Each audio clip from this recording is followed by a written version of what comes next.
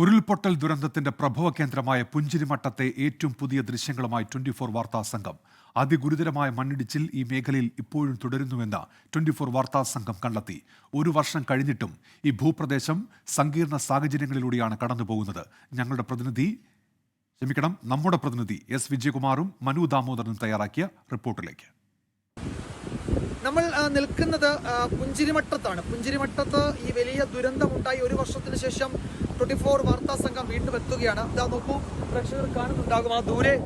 അധിക ദൂരെയല്ല, കാണുന്നതാണ് ഈ വലിയ ഉരുൾപൊട്ടലിന്റെ പ്രഭവ കേന്ദ്രം. അവിടെ നിന്ന് ഇപ്പോഴും നീർച്ചാലുകളായി വെള്ളം ഇങ്ങനെ താഴേക്ക് പതിക്കുന്നത് നമുക്ക് കാണാം. അതിങ്ങനെ പതിച്ച് താഴേക്ക് വരികയാണ്. ഇവിടെ നിന്ന് അതൊരു ജലപ്രവാഹമായി മുന്നോട്ട് നീങ്ങുന്നു. വലിയ ശബ്ദത്തോടു കൂടി വലിയ ആഴത്തിലുള്ള ഒരു പുഴയായി ഇത് രൂപപ്പെട്ടു. അതിന്റെ ദൃശ്യങ്ങളാണ് കാണുന്നത്. ഒരു കാഴ്ച കൂടി ഞാൻ ഈ ഒരു വർഷത്തിന് ശേഷം വരുമ്പോൾ പ്രേക്ഷകരെ കാണിക്കാം. ഈ ഒഴുകുന്ന ഈ പുഴയുടെ അങ്ങേക്കര നോക്കൂ, മണ്ണിടിച്ചിലിന്റെ രൂക്ഷത എത്രത്തോളം. പുതിയ മണ്ണിടിച്ചിലുകൾ അല്ലെങ്കിൽ ചെറിയ ഉരുൾപൊട്ടലുകളാണ് ഇതിന്റെ രണ്ട് ഭാഗത്തും കാണുന്നത്. അവിടെ ഒരു ഏലം പ്ലാന്റേഷനാണ് നമ്മൾ കാണുന്നത്. ആ ഏലം പ്ലാന്റേഷന്റെ ഒരു ഭാഗം മുഴുവൻ ഏതാണ്ട് താഴേക്ക് പതിച്ച അവസ്ഥയിലാണ്. എന്തുകൊണ്ടാണ് ഈ പ്രദേശം വാസയോഗ്യമല്ല എന്ന് നമ്മൾ പറയുന്നത്, അല്ലെങ്കിൽ പറയുന്നതിന്റെ കാരണം ഇതാണ്. അവിടെ നിൽക്കുന്ന വൻമരങ്ങൾ ഉൾപ്പെടെ താഴേക്ക് ഈ കഴിഞ്ഞ ദിവസങ്ങളിൽ പതിച്ചതിന്റെ കൂടി ദൃശ്യങ്ങളാണ് നമ്മൾ കാണുന്നത്. അതിവിടേക്ക് ഈ പുഴയിലേക്ക് വീഴുന്നു, അത് കലങ്ങി താഴേക്ക് പോകുന്നു, വീണ്ടും ഉരുൾപൊട്ടലാണ് എന്ന് ആളുകൾ സംശയിക്കുകയും ഒക്കെ ചെയ്യുന്നതിന്റെ പശ്ചാത്തലം കൂടി അതാണ്. നമ്മൾ ഒരു വർഷത്തിന് ശേഷം ഇവിടേക്ക് വന്നത് എന്താണ് ഇവിടുത്തെ സാഹചര്യം എന്ന് അറിയിക്കാൻ വേണ്ടി കൂടിയാണ്, പ്രേക്ഷകരെ കാണിക്കാൻ വേണ്ടി കൂടിയാണ്. ഒരുപക്ഷെ ഏറ്റവും പുതിയ ദൃശ്യങ്ങളാണ്, ഈ മേഖലയിൽ നിന്ന് കിട്ടുന്ന ഏറ്റവും പുതിയ ദൃശ്യങ്ങളാണിത്. നമ്മൾ നേരിട്ടത് എത്ര വലിയ ദുരന്തമായിരുന്നു, അതിന്റെ പ്രഭവ കേന്ദ്രത്തിൽ ഇപ്പോൾ വരുമ്പോൾ എന്താണ് അവിടുത്തെ സാഹചര്യം എന്നത് ഈ ദൃശ്യങ്ങളിൽ നിന്ന് വ്യക്തമാണ്. അങ്ങ് ദൂരെ കാണുന്ന നീർച്ചാലുകളൊക്കെ ഇതിനുശേഷം ഈ ഉരുൾപൊട്ടലിന് ശേഷം രൂപപ്പെട്ടതാണ്. അവിടെ മണ്ണിടിച്ചിൽ, അതുപോലെ തന്നെ വലിയ പാറക്കൂട്ടങ്ങൾ ബാക്കിയുള്ളതൊക്കെ ഇനിയും താഴേക്ക് പതിക്കാനുള്ള സാധ്യതയുള്ളതുകൊണ്ട് അവിടേക്ക് ഒരു മനുഷ്യരും ഇപ്പോൾ പോകുന്നില്ല. പോലീസ് കർശനമായി ഇങ്ങോട്ടുള്ള യാത്ര വിലക്കുകയും ചെയ്തിട്ടുണ്ട്. ഈ സൈഡിൽ കാണുന്ന വീടുകളൊക്കെ ഇവിടെ ഉണ്ടായിരുന്നതാണ്, ഉണ്ടായിരുന്നതാണ്. അത് എല്ലാം അടച്ചിട്ടിരിക്കും. നമ്മൾ ഈ വരുന്ന വഴി മുഴുവൻ 100 കണക്കിന് വീടുകൾ ഇങ്ങനെ അടച്ചു കൂട്ടിയിട്ടിരിക്കുകയാണ്. നമ്മൾ നിൽക്കുന്ന ഈ പ്രദേശം ഇവിടെയൊക്കെ ഒന്നിലധികം വീടുകൾ ഉണ്ടായിരുന്നതാണ്. ആ വീടുകളുടെ സ്ഥാനത്ത് ഇന്ന് വലിയ പാറക്കൂമ്പാരങ്ങൾ മാത്രമാണ് അവശേഷിക്കുന്നത്. ഈ വീടുകളൊക്കെ മനുഷ്യൻ താമസിച്ചിരുന്ന, നിരവധി ആളുകൾ താമസിച്ചിരുന്ന വീടുകളാണ്. അവിടെയൊക്കെ ഇപ്പോൾ വലിയ പാറക്കൂമ്പാരങ്ങൾ മാത്രമേ അവശേഷിക്കുന്നുള്ളൂ. ഇതിന് രണ്ട് ഭാഗവും, ഈ പുഴയുടെ രണ്ട് കരയും സമാനതകളില്ലാത്ത ദുരന്തത്തെ നേരിട്ടതാണ്. അതിൻ്റെ ഏറ്റവും പുതിയ ദൃശ്യങ്ങൾ, അതായത് ഒരു വർഷത്തിന് ശേഷം ഈ ഭൂപ്രദേശത്തിന്, ഈ ടെറൈന് എന്തു മാറ്റം സംഭവിച്ചു എന്നതിൻ്റെ നേർക്കാഴ്ചയാണ് ഞങ്ങൾ നിങ്ങളിൽ എത്തിക്കുന്ന ഈ ദൃശ്യങ്ങൾ. ഇവിടെ ഈ ദുരന്തം ആദ്യം ഉണ്ടായ സമയത്ത്, അതിൻ്റെ ആദ്യത്തെ ആ സമയത്ത് ഉരുൾപൊട്ടൽ ഉണ്ടായ സമയത്ത് ഇവിടെ ഉണ്ടായിരുന്ന ആളാണ് എന്നോടൊപ്പം ചേരുന്നത്. ഇതൊക്കെ വീണ്ടും ഇവിടെ ഉരുൾപൊട്ടൽ ഉണ്ടാകുന്നതിൻ്റെ, മണ്ണിടിച്ചിൽ ഉണ്ടാകുന്നതിൻ്റെ തെളിവുകളാണല്ലോ ഏറ്റവും കൂടുതൽ. തീർച്ചയായിട്ടും അത് എന്തായാലും വരും. അങ്ങനെയാണ് ഇതിൻ്റെ സ്ഥിതി കിടക്കുന്നത്. ഇത് 2019 പൊട്ടിയതിന് ശേഷം ഇവിടെ ആദ്യം നല്ല വലിയ താഴ്ചയുള്ള പുഴയായിരുന്നു. 2019 ഉരുൾ പൊട്ടിപ്പോലെ അത് നികന്നു. ഇത് 2024 പൊട്ടിപ്പോൾ ഈ കംപ്ലീറ്റ് നികന്നതും പണ്ടുള്ളതും ഇപ്പോൾ ഉള്ളതും എല്ലാം കൂടി ഒലിച്ചാണ് പോയത്. ഇത് വീണ്ടും ലാൻഡ് സ്ലൈഡിനുള്ള സാധ്യത ഒരുപാടുണ്ട് ഇവിടെ. അതാണ് ഇവിടെ വാസയോഗ്യമെന്ന് തന്നെയല്ല, ഇതിലേക്ക് ഒരുപക്ഷെ യാത്ര ചെയ്യുന്നത് പോലും അങ്ങേറ്റം അപകടമാണെന്നാണ് എനിക്ക് തോന്നുന്നത്. എപ്പോൾ വേണമെങ്കിലും വലിയ തോതിൽ ഇടിഞ്ഞു വീഴാവുന്ന മട്ടിൽ മരങ്ങളും ഒക്കെ നിൽക്കുകയാണ് ഇവിടെ.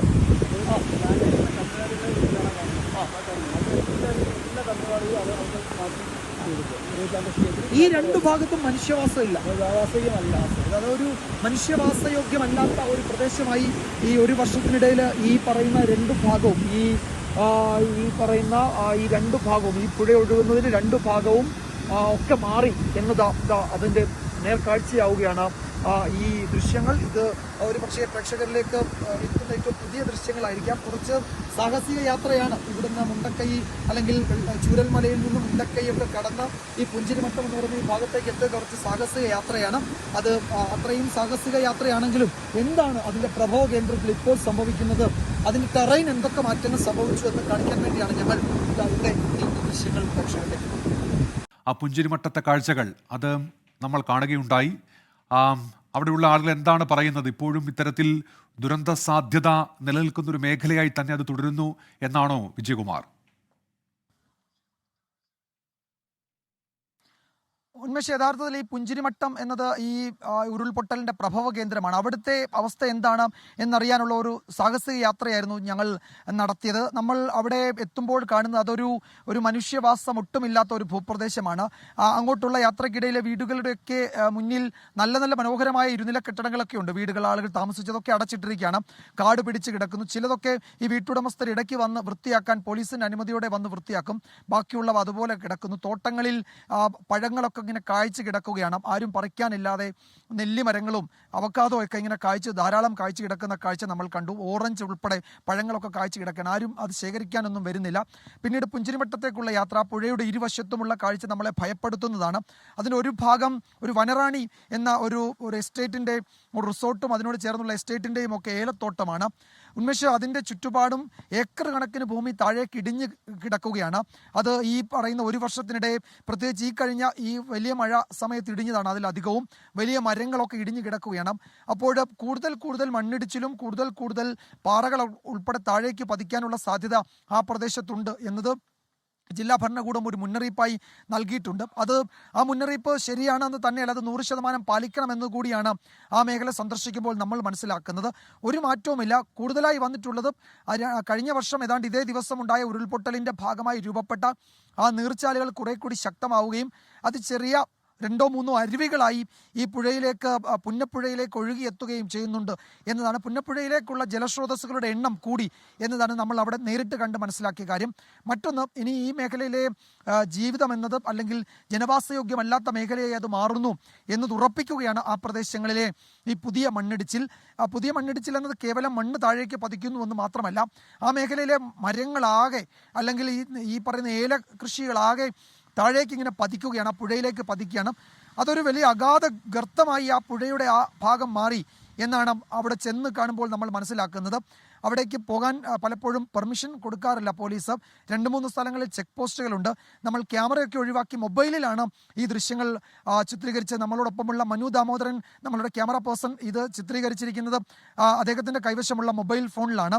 അതുകൊണ്ട് അതിൽ ചില ഓഡിയോ, ചില ഭാഗങ്ങളിൽ ഈ പുഴ ഒഴുകുന്ന ശബ്ദമായിരിക്കും കൂടുതൽ കേട്ടിട്ടുണ്ടാവുക. അത് നമുക്ക് ക്യാമറയൊന്നും അവിടേക്ക് കൊണ്ടുപോകാൻ പലപ്പോഴും അനുവദിക്കാറില്ലാത്തതുകൊണ്ട് പ്രത്യേക പെർമിഷനൊക്കെ എടുത്ത് നമ്മളുടെ റിസ്കിൽ എന്നാണ് അവർ പറഞ്ഞത്. കുത്തനെ കിടക്കുകയാണ്, പലപ്പോഴും തെന്നി കിടക്കുന്ന സ്ഥലമാണ്, വലിയ കല്ലുകൾ വന്ന് കിടക്കുകയാണ് അവിടെ. അതുകൊണ്ട് അങ്ങനെ താഴേക്ക് നമ്മൾ ഊർന്നിറങ്ങണം, അത്തരം റിസ്ക് ഉണ്ട്. അതുകൊണ്ട് അങ്ങോട്ടധികം യാത്രയില്ല. പക്ഷേ ഒരു വർഷത്തിന് ശേഷം ഇതിൻ്റെ പ്രഭവ കേന്ദ്രത്തിൽ, ഇതിൻ്റെ ഉത്ഭവ കേന്ദ്രത്തിൽ എന്ത് സംഭവിച്ചു, എന്ത് മാറ്റമാണ് ഈ ടെറൈൻ ഉണ്ടായിരിക്കുന്നത് എന്നത് നമ്മളെ സംബന്ധിച്ച് അത്ഭുതപ്പെടുത്തിയിട്ടുണ്ട്. അത് ഒരു അസ്വാഭാവികത നിറഞ്ഞു നിൽക്കുന്ന ഭൂപ്രദേശമായി അത് വീണ്ടും മാറി എന്നതാണ് നമ്മൾ അവിടെ ഒരു റീവിസിറ്റ് നടത്തിയപ്പോൾ കണ്ടത്. അത് ഒരു പ്രദേശത്ത് ഒരു ഉരുൾപൊട്ടൽ ആ ഭൂമിക്കുണ്ടാക്കിയ മാറ്റം, ആ ഭൂപ്രദേശത്തിനുണ്ടാക്കിയ മാറ്റം എന്ത് എന്നത് വ്യക്തമാക്കുന്നുണ്ട്. ചുരുക്കത്തിൽ അത്ഭുതകരമായ ഒരു ഭൗമ സാഹചര്യം ആ പ്രദേശത്തുണ്ട് എന്ന് വ്യക്തമാണ്. ഉന്മേഷ്, ശരി. എസ് വിജയകുമാറാണ് ഇപ്പോൾ ഈ പുഞ്ചിരിമട്ടത്ത് ഇന്ന് നടത്തിയ ആ സന്ദർശനവുമായി ബന്ധപ്പെട്ട അവിടുത്തെ നിലവിലെ സാഹചര്യം വിശദീകരിച്ചത്.